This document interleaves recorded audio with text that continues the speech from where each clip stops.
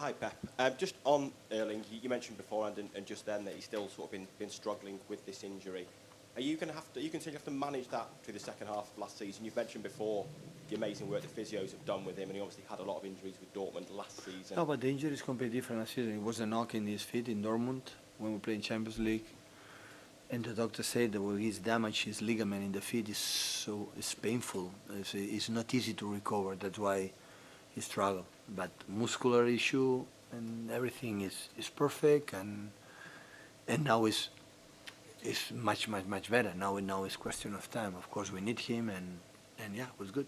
And this is one game he's not going to want to miss. I don't know if you're aware of his and his family's history with Leeds as well, or if it's been brought up in the changing room at all. But it's one he's going to be. No, I think we'll be ready.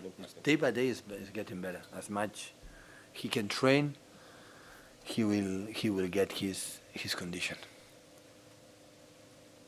Just come back to the TV, please, Paul, at the front for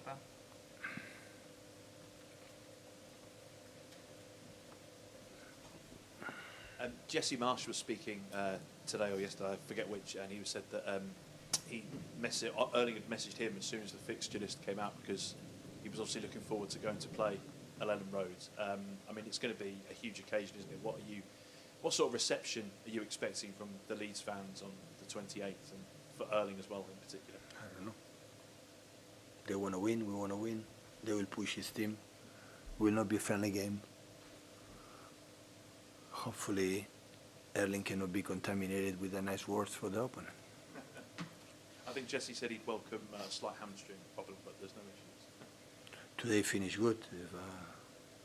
Hopefully not.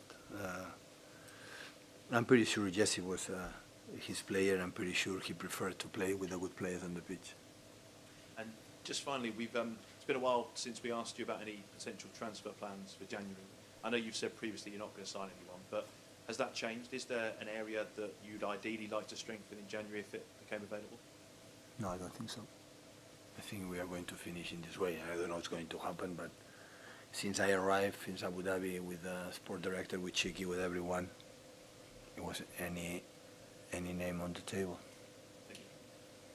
If I may just ask you about Leeds United and the way that they play under Jesse Marsh, and how you would maybe describe them, and whether you learnt more from their win at Anfield or the defeat against Tottenham. One of the toughest games.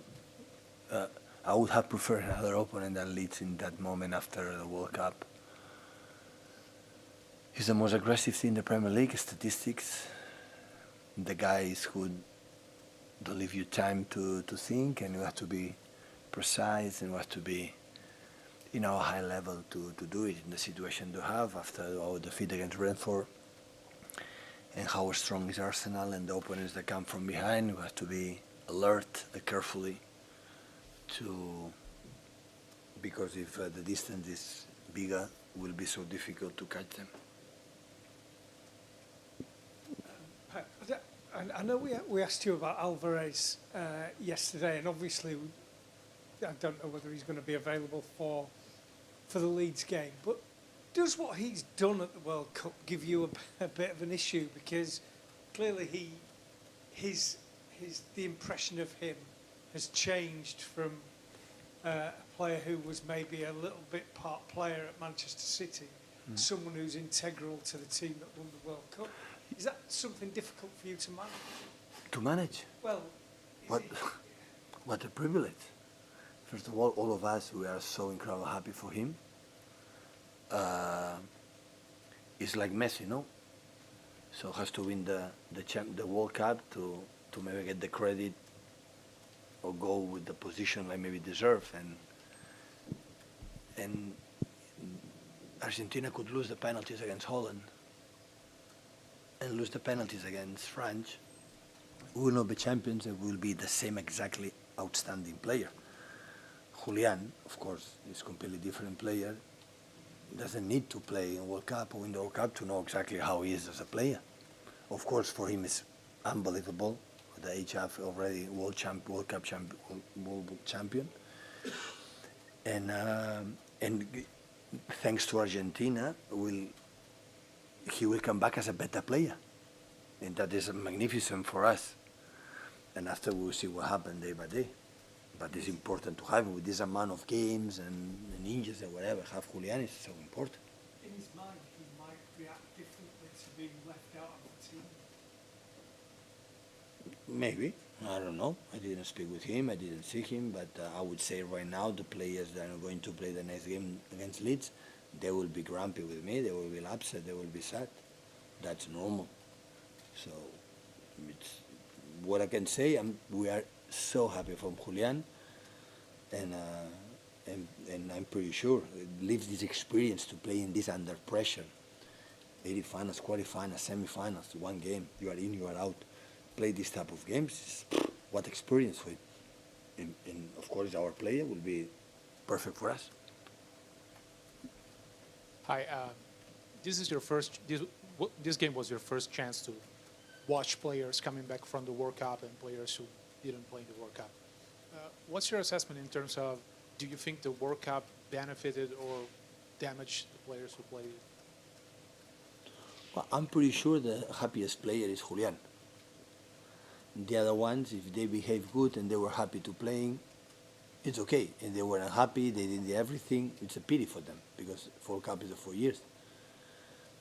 What I saw last week when I started to arrive, the amount of players, especially Spanish players and Manu and Nathan, I saw them real well. And question of rhythm, the World Cup players are better than Riyad, than Cole, than Sergio, than Erling, much better. So, yeah, we talked today, guys, back to the business. So the first is the toughest opponents we can face in the last years, our big rival. And it's the best proof to know how we are, how can do it, because in 3-4 days we have Leeds United and non-stop. Our schedule in January is terrible in terms of amount of games and the quality of the opponent. So, and we have to restart. And this is what we have done today, and hopefully we can continue. Finish with Jamie, please, guys. Hi, Pep. Just going back to Calvin Phillips, can you just clarify, please? If he's not injured, No, it's not injured. He arrived with the overweight. yes, that's what I was going to ask. So why is he overweight? I don't know. But it's the player's responsibility, is what you're saying.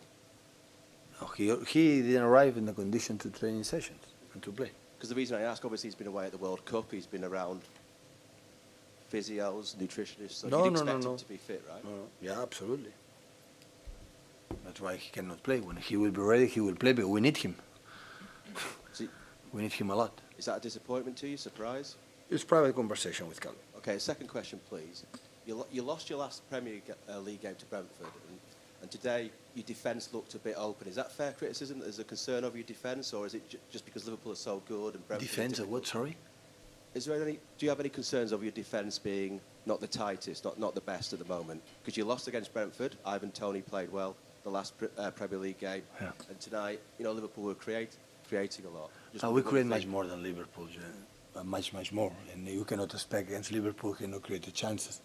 But you see the chances. So you just see the Liverpool, if there is a team like could take the ball and they don't defend during 90 minutes or more than the last part, didn't happen. They beat us in the transition. It's a top fantastic team. So I think there is no one other match in the world can be prized more than Liverpool than I am. So every game is completely different. Today we defend really, really well. And when that happens, they're good. Against Brentford, you're right. When you play 10 balls against Tony and they win 15, it's difficult to win the game. So, and it was completely approach. So we could not control the long balls, we could not control the transitions, and they were better. But today was completely different. Today the team was a highest level. To beat Liverpool, or you play your highest level. Even the highest level we have with 3-2 and suffering until the end, it's because we've done really well.